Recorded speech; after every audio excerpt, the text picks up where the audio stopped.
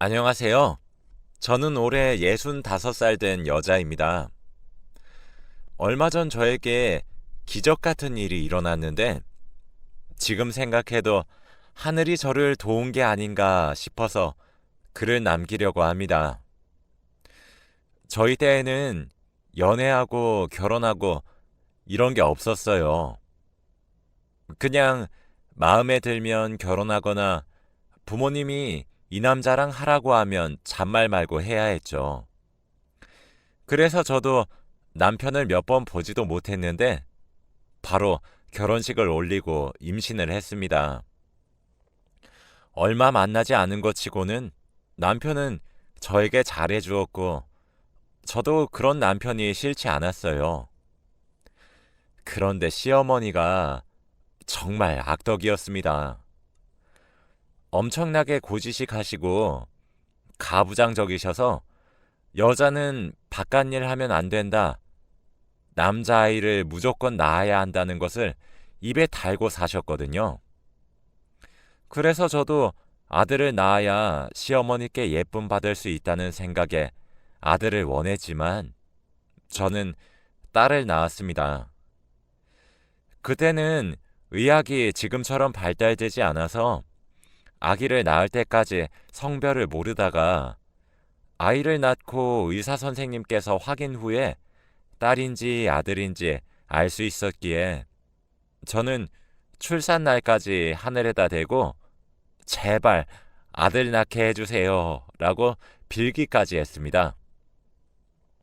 딸을 낳으니까 시어머니의 구박은 더 심해졌어요. 이 애 갖다 버려라 라고 하시면서 딸을 막대하셨거든요. 남편과 제가 말려도 시어머니 한 명을 감당하기 힘들었습니다. 그리고 아이를 낳자마자 곧장 둘째를 가지시라고 하셨죠. 저는 첫째 아이를 낳다가 생사가 왔다 갔다 할 지경까지 이르러서 겨우 정신을 차리고 아이를 낳은 건데 제 아픔은 다 무시하시고 아들을 낳으라고 강요하다니요. 결국 둘째를 낳지 않았고 첫째만 있으면 된다고 했습니다. 당연히 시어머니는 저에게 버르장머리 없다고 화를 불같이 냈지만 아랑곳하지 않았죠. 시어머니는 여자인 아이가 보기 싫었는지 저와 남편이 한눈을 팔고 있으면 누워있는 신생아 딸을 괴롭히는 게 일상이었습니다. 한 번은 시어머니가 아이를 잘못 놓는 바람에 두피에 큰 흉터가 났어요. 저희 딸은 몇십 바늘을 꼬맸고 수술 부위에는 머리카락이 자라지 않게 되었답니다. 그래서 결국 저와 남편은 시어머니와 인연을 끊기로 결심했습니다. 그 뒤로 한 번도 찾아뵙지도 찾아가지도 않았죠. 그리고 아이는 4살이 되었습니다. 커갈수록 머리는 점점 커져가는데 수술 부위는 머리카락이 자라지 않으니까 머리가 많이 비어 보이는 거 있죠?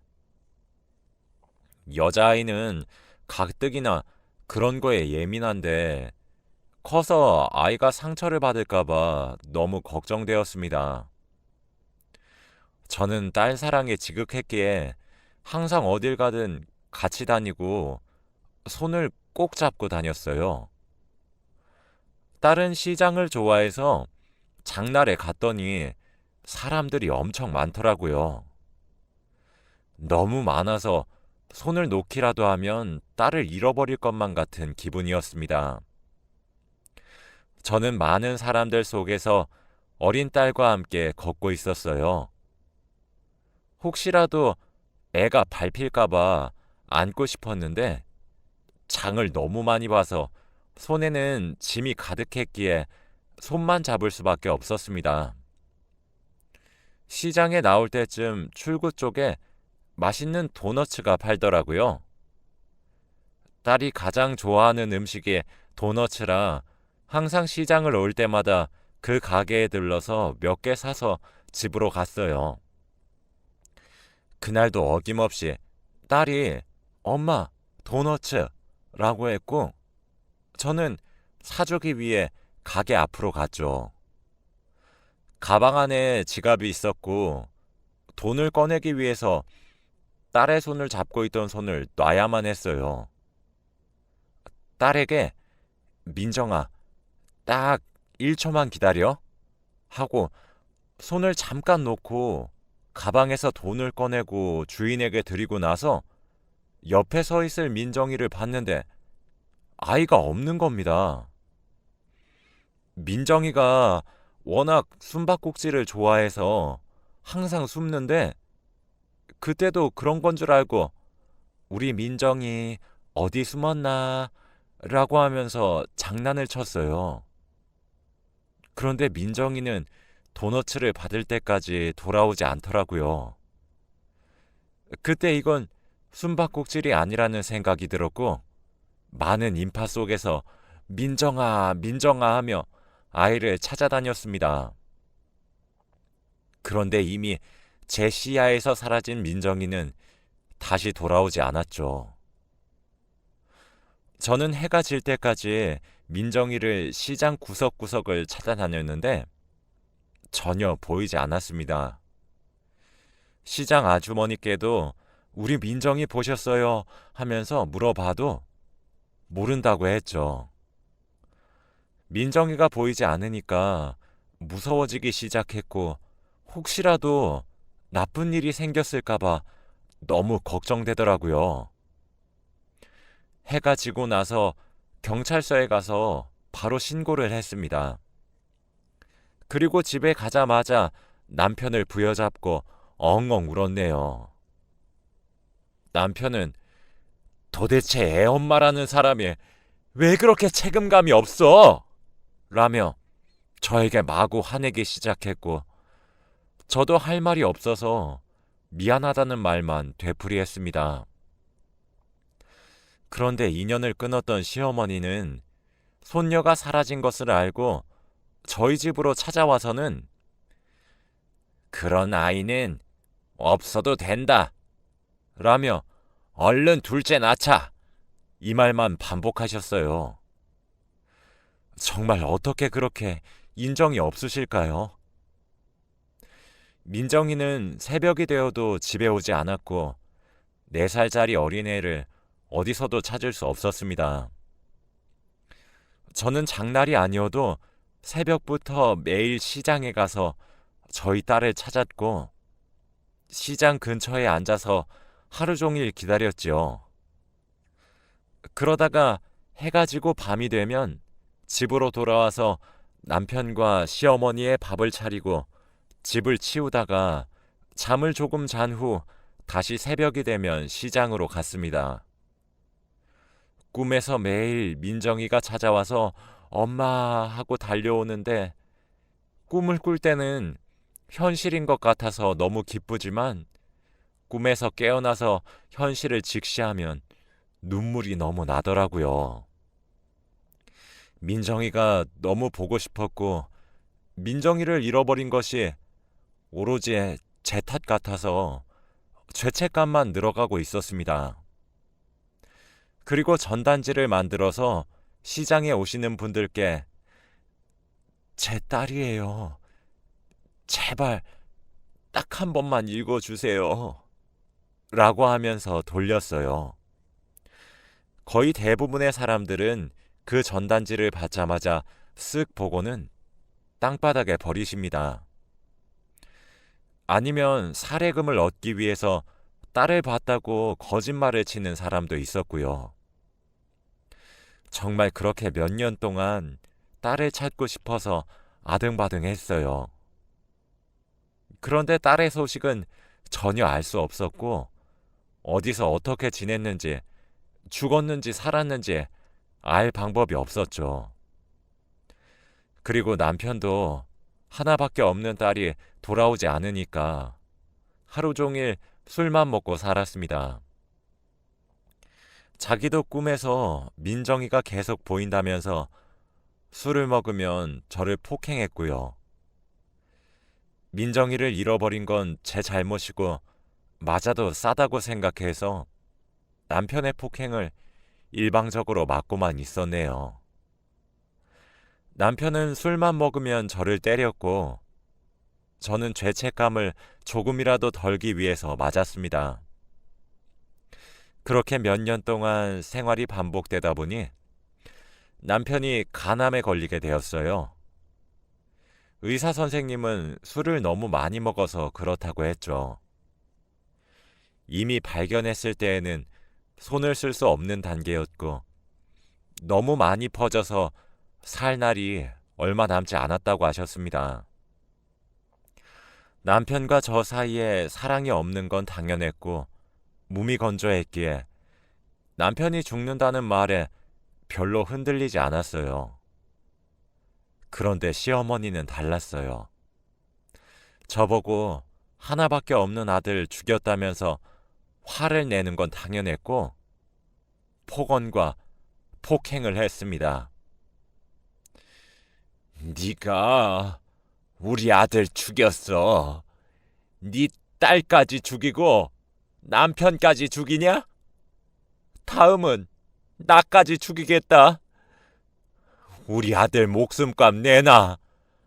라면서 저에게 오만 물건을 다 던지셨어요. 그리고 얼마 지나지 않아 남편은 세상을 떠났고 집에는 시어머니와 저 단 둘이 살게 되었어요. 시어머니는 저를 괴롭히려고 온갖 악행이란 악행은 다 저지르면서 저를 못 살게 구셨답니다.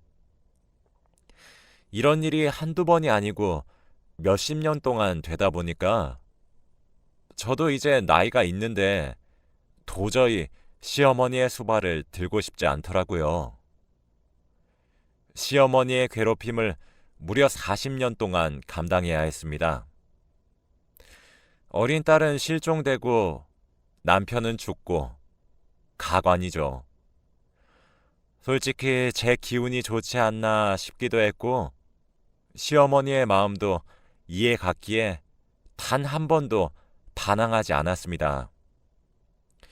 그런데 시간이 지날수록 나아질 줄 알았던 고통은 점점 더 심해져 갔고 꿈에 어린 딸과 남편이 나오는 일이 수두룩 빽빽하더라고요. 매일 밤을 울면서 보냈고 잠들기 전에 항상 이대로 죽었으면 좋겠다 라고 생각하며 잠에 들었던 것 같아요. 제 나이가 60살이 되니까 죽는 게 두려워지지 않더군요. 40년이 지나도록 딸에 대한 소식이 없으니까 딸이 죽었다고 생각했던 것 같습니다. 그리고 평소처럼 시어머니의 구박에 시달리던 어느 날이었어요. 시어머니의 잔소리를 들으며 시중을 들고 있었는데 어머니께서 갑자기 쓰러지신 겁니다. 저는 깜짝 놀라 그 자리에서 기절하고 말았어요. 평생 시어머니께 씻을 수 없는 죄를 지었죠. 골든타임을 놓쳐 시어머니는 돌이킬 수 없는 상태가 되었고 결국 돌아가시게 되었습니다. 저는 이틀 만에 깨어나서 병원 신세를 지게 되었어요. 한 번도 이렇게 사람이 많은 곳에서 있었던 적이 없다 보니 어색했고 병실 사람들과 어울리기 힘들 것 같더라고요. 6인실이었는데 사람들이 다 심성이 좋고 착해서 다행히도 금방 친해졌습니다. 다들 저마다 사연이 있더군요.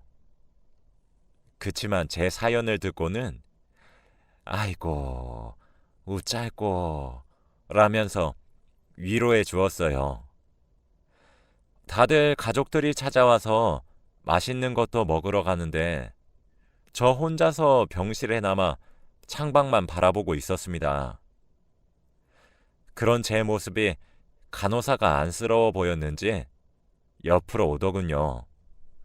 가족들 보고 싶으시죠? 네, 엄청요. 지금이라도 가족들 따라가고 싶어요. 혼자 남은 저를 항상 챙겨준 건 저희 병실 담당 간호사였어요. 다들 밖으로 나가서 친구들 만나고 할 때 간호사가 찾아와서 제 말동무가 되어주면서 친해지게 되었죠. 그렇게 몇 주 동안 급속도로 친해졌어요. 그 간호사는 45살이라 나이가 좀 있는 편이라서 말이 더 잘 통하더라고요. 그런데 볼수록 우리 민정이가 생각나는 거 있죠? 얼굴에 점이 있는 것도 똑같고 나이도 비슷했습니다. 그런데 이름이 박선영이라서 딱히 기대는 하지 않았어요. 간호사님, 고향이 어디셔? 저 고향 미국이에요. 미국? 생긴 건 한국인 같은디. 선영 씨는 입양 가족이라고 했습니다.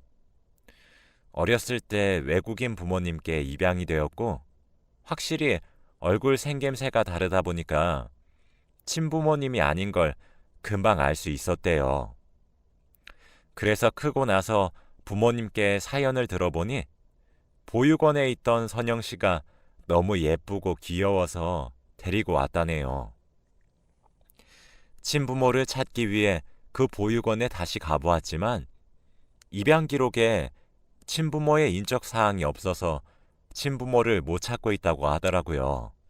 미국에서 간호사로 일하다가 한국에서 부모님을 찾기 위해서 한국 병원에 간호사로 들어왔다고 합니다.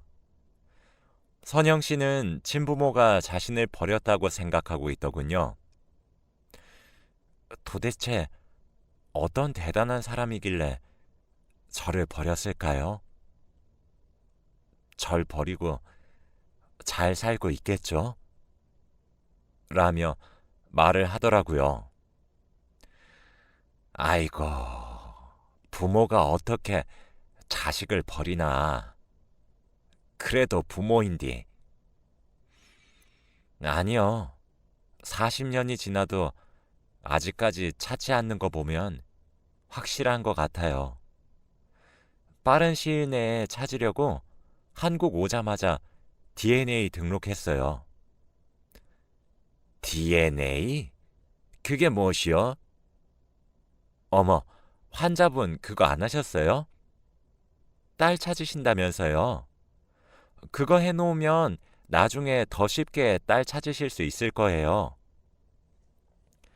선영 씨가 알려주신 거는 DNA를 채취해서 그걸 등록해 놓으면 자식을 찾을 수 있다고 했고 저는 덕분에 바로 등록을 했네요. 요즘 이걸로 잃어버린 자식이나 부모를 찾는 사람들이 많다고 했습니다. 솔직히 저는 그때 민정이가 죽은 줄 생각하고 있었고 장례라도 제대로 치르고 싶어서 등록을 한 겁니다. 그치만 연락은 오지 않더라고요. 그리고 저는 약 2달간의 병원 생활을 끝내고 퇴원을 할 날이 왔어요. 선영 씨와 이야기를 하면 시간 가는 줄도 몰랐고 재밌었는데 앞으로는 어떻게 살아가야 할지 막막한 거 있죠? 이제는 가족이 한 명도 없었기에 저 혼자 해야 했거든요. 제 퇴원날 선영 씨가 데려다 주겠다고 말을 해주었고 병원 건물 입구까지 데려다 주었어요. 그런데 갑자기 선영 씨가 신발끈 풀리셨네요? 묶어드릴게요. 라고 하더라고요. 늙은이 허리 안 굽어진다면서 젊은 자기가 하겠다며 구부려 앉아서 신발끈을 묶어주는데 갑자기 선영 씨가 늘 쓰고 계시던 모자가 툭 하고 떨어졌습니다. 그런데 더 놀라운 건 저희 딸 민정이와 똑같은 부위에 수술 흉터가 있더라고요. 저는 너무 놀라서 간호사님, 이거 무슨 흉터예요? 라고 물어보니까 어릴 때 생긴 거래요. 저도 잘 몰라요. 라고 했습니다. 설마 하고 생각을 하기 시작했어요. 선영 씨는 머리의 흉터가 너무 커서 콤플렉스가 되었다고 하더라고요. 그래서 다들 쓰지 않는 모자를 혼자서 쓰고 있었다고 했죠. 저는 그때부터 선영 씨가 혹시나 잃어버린 민정이가 아닐까라는 생각을 조금 했던 것 같아요.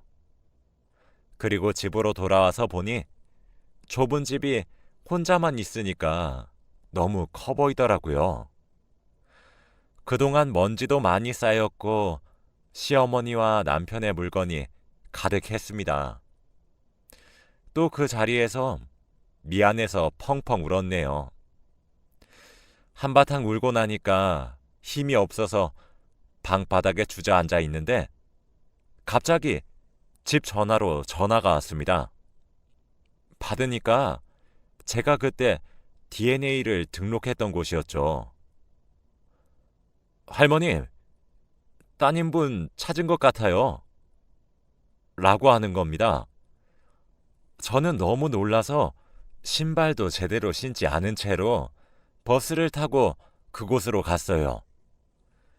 도착해서 전화하신 분을 찾았는데 여기 검사 결과지고요. 따님분에게도 연락을 드렸으니까 곧 오실 거예요. 여기서 조금만 기다리세요. 라고 하더라고요. 저는 정말 심장이 터질 것만 같았고 40년 만에 본 딸은 어떻게 생겼을지 너무 기대되었습니다. 첫마디를 어떻게 해야 할지 고민이 되기도 하면서 내 딸이 아니면 어떡하지 등등 정말 많은 생각을 했네요. 그렇게 한 30분 동안 기다린 것 같아요. 그때 검사해 주시는 분께서 한 여자를 데리고 왔는데 할머니, 따님분이에요. 라고 하더라고요. 그 여자의 얼굴을 보고 저는 정말 충격을 받았습니다. 바로 선영 씨였거든요. 저와 선영 씨는 눈이 마주치고 둘 다 놀라면서 펑펑 울었습니다. 검사해 주시는 분도 저희 둘이가 이미 아는 사이니까 놀란 눈치더라고요.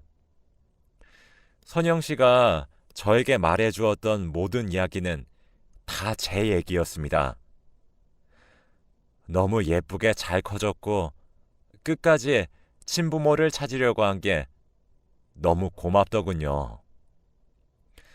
그리고 이 일을 남편과 시어머니가 없으니 너무 아쉬웠습니다. 저희는 몇 분 동안 안고 펑펑 울고 나서 이야기를 진지하게 나누었어요. 민정아, 엄마를 보고 실망하지 않았니? 무슨 소리야? 절대 아니야. 보고 싶었어. 나도 너무 보고 싶었어. 엄마는 아직도 꿈에서 널 잃어버렸던 시장에서의 장면이 떠올라. 얼마나 그리웠는지 몰라. 민정이는 그때 손을 잠깐 놨는데 사람들에게 지고 지어서 계속 밀려져 갔고 엄마를 찾을 수도 없이 멀어졌다고 하네요. 그리고 자기도 엄마를 찾아다니다가 이리저리 돌아다녔는데 결국 길을 잃고 보육원으로 갔다고 했죠. 그날 민정이와 같이 저희 집으로 가서 지금까지 살아온 이야기를 듣는데 정말 시간 가는 줄 몰랐습니다. 그리고 다행히도 양부모님께서 민정이가 친엄마를 찾았다는 사실을 알고 파양을 해주시더라고요. 그렇게 민정이는 제 딸이 되었답니다. 가족을 잃고 세상에 버려진 기분이라 너무 힘들고 슬펐는데 이렇게 다시 보게 되니까 꼭 꿈을 꾸고 있는 것만 같았죠. 다시는 민정이를 놓치지 않을 겁니다. 얼마 전까지만 해도 생을 마감하려고 했던 사람인데 이제는 민정이가 있으니까 오래오래 장수하고 싶어요. 제 이야기는 여기까지입니다. 들어주셔서 감사합니다.